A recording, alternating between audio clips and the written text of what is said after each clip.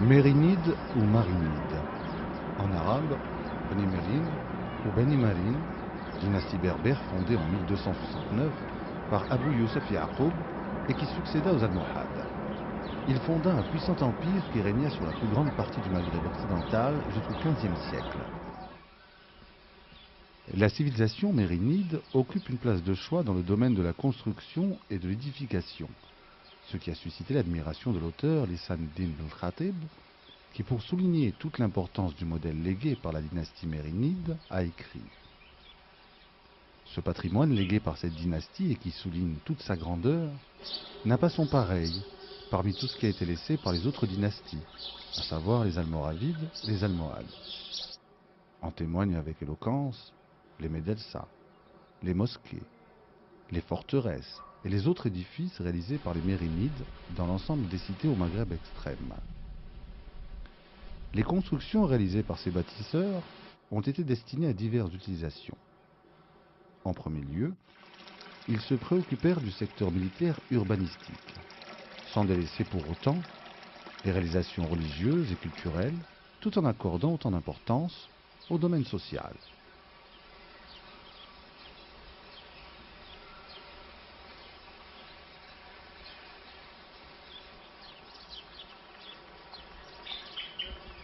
Comme vous le savez, la dynastie des Almohades était une grande dynastie.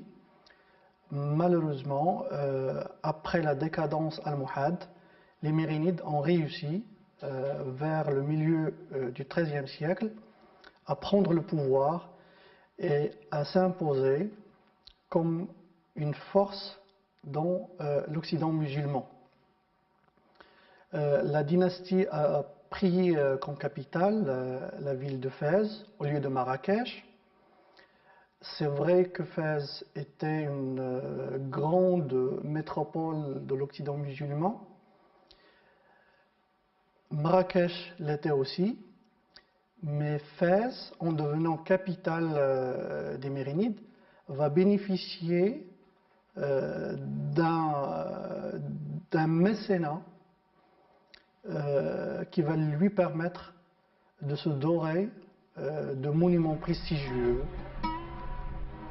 Il ne faudrait pas oublier que ces réalisations ont été géographiquement assez bien réparties, bien que le sud ait été un peu moins servi que le nord, fait remarquer par deux voyageurs de la moitié du 8e siècle de l'Hégire. Ibn Battuta, qui a insisté dans son livre sur l'aspect de la ville de Marrakech en pleine décadence.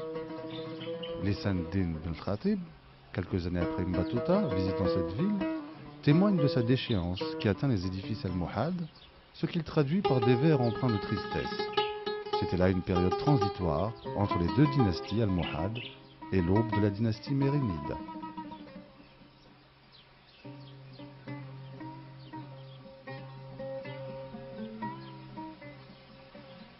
La dynastie a connu, bien sûr, une phase de formation, comme toutes les autres dynasties, avec les premiers sultans mérinides, Abd al-Haq, et puis Abu Yusuf Yaqub, Abu Yaqub Yusuf. Et puis, au début du XIIIe siècle, il va connaître son essor avec deux grands sultans, qui sont Abu al-Hassan et son fils Abu Aynan. Il faut attendre que le pouvoir mérinide s'établisse solidement dans le pays pour voir renaître et s'épanouir l'architecture marocaine qui passera par trois étapes fondamentalement distinctes. C'est le sultan Abu Youssef qui a défini les grands pôles d'orientation de l'architecture mérinide. Le modèle de la construction mérinide apparaît dans toute sa splendeur dans le style des nouvelles Casbah édifiées au Maroc. Un monument particulièrement important est élevé à Taza. La grande mosquée de la ville est en effet le premier édifice conservé et a connu un agrandissement et des modifications sous Abu Yaqub. Abu Yaqub dota également Fès la Nouvelle de conduite et de canalisation. Il alimentera la Casbah de Rabat, actuellement la Casbah des Oudaya, en eau potable à partir de la source Rboulah.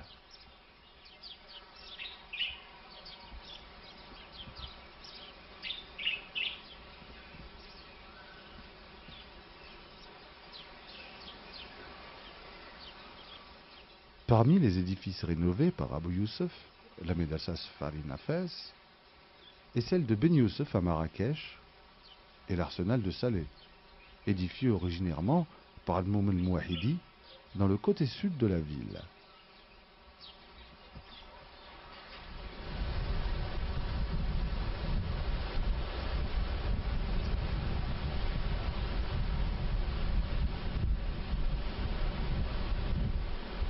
La dynastie des Mérinides a essayé effectivement de réunifier le Maghreb et l'Andalousie.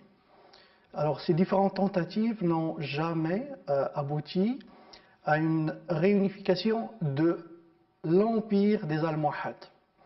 La dernière tentative a échoué en Espagne et plus tard d'autres tentatives au niveau du Maghreb, à savoir l'Algérie et la Tunisie.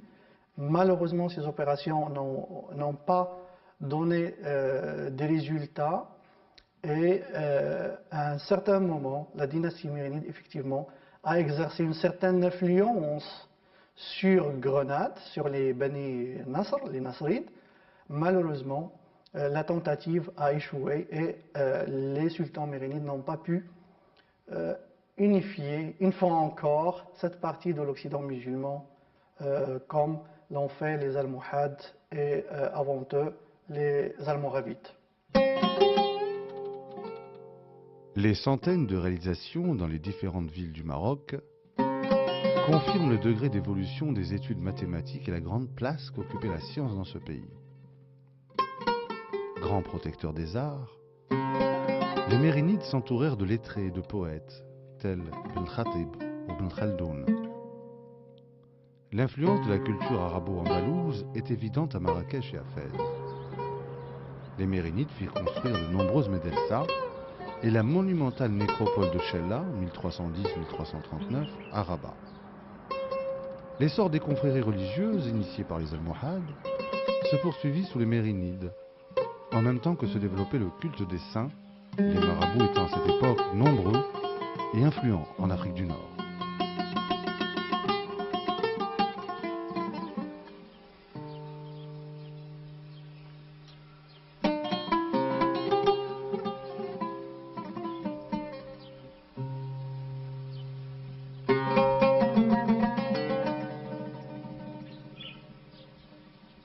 Avec cette initiative mérinide dont le but était de généraliser la madrasa dans toutes les grandes villes du royaume, il y a une certaine démocratisation, si on peut dire, de l'enseignement. Donc ils ont assuré un enseignement adressé surtout à des étudiants, talaba, qui venaient des régions lointaines. Donc les étudiants des villes peuvent assister aux cours et suivre un enseignement dispensé dans les mosquées, mais les autres étudiants qui venaient des campagnes, qui venaient de petits villages, donc n'avaient pas cette possibilité. Et donc l'initiative des Mérinides, c'est-à-dire la construction de plusieurs médrasas dans ces centres urbains, va assurer l'hébergement et en même temps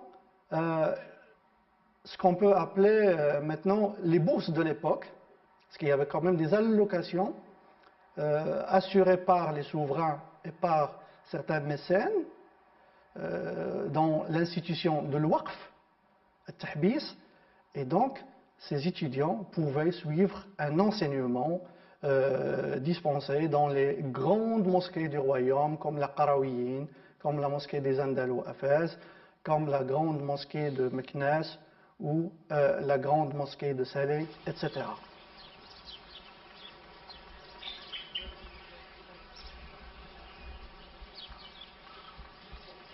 Chella, Chilla en arabe, est une nécropole romaine, construite non loin de Rabat entre 1331 et 1348, et dominant un wadi, fleuve navigable. Dès 1260, l'aqueduc fut fortifié et un rempart élevé par Aboul Hassan en 1339, dont l'inscription qui surmonte la porte monumentale d'entrée témoigne précisément de la date de l'achèvement de ce programme de fortification.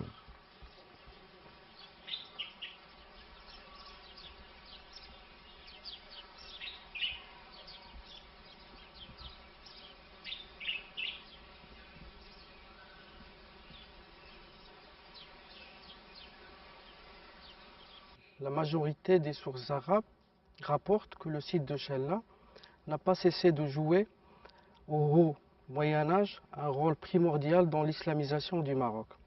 Si l'on croit la description du géographe arabe Ibn Hawqal, Chella était au Xe siècle un vaste ribat où se rassemblaient les moujahidines pour lutter contre la tribu hérétique des Brouata. Ces indications à caractère historiographique restent à prouver puisque les recherches archéologiques menées au site depuis le début du siècle dernier n'ont pas prouvé la trace d'une occupation médiévale antérieure au XIIIe siècle. 1284, date du premier enterrement de la princesse mérinide Aïz. D'autres ensevelissements suivirent celui-ci, bien qu'une autre nécropole dynastique ait existé et qui porte le nom de la nécropole Qolla. Chella comprend un grand complexe. On y trouve la mosquée Abou Hassan, une madrasa, édifiée sous Abou Aynan, vers 1348, une série de mausolées sous coupole et des jardins funéraires. Dans les mausolées, décorés de pierres à l'extérieur, se trouvent des cénotaphes prismatiques, une forme typique du Maghreb.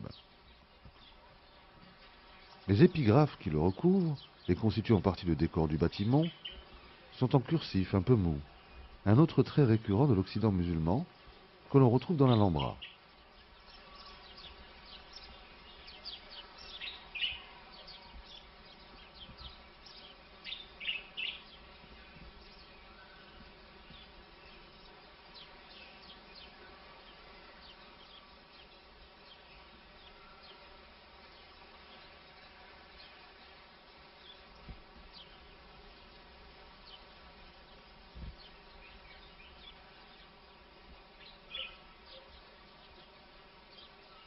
Avec en fait la construction sous Abou Youssouf Yaqoub d'un premier enclos englobant notamment une mosquée et plusieurs mausolées, donc tombeaux, où sa propre mère Aïz fut enterrée dans un de ces tombeaux. Lui-même, il a été enterré sur ce site.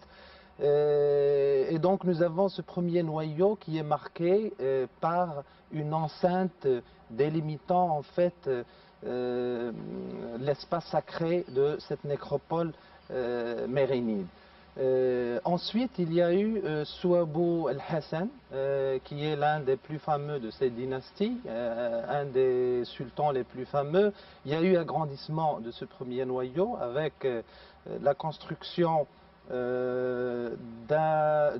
remparts qu'on voit de loin, qui sont en fait des remparts qui reflètent un peu l'idée de la nécropole forteresse.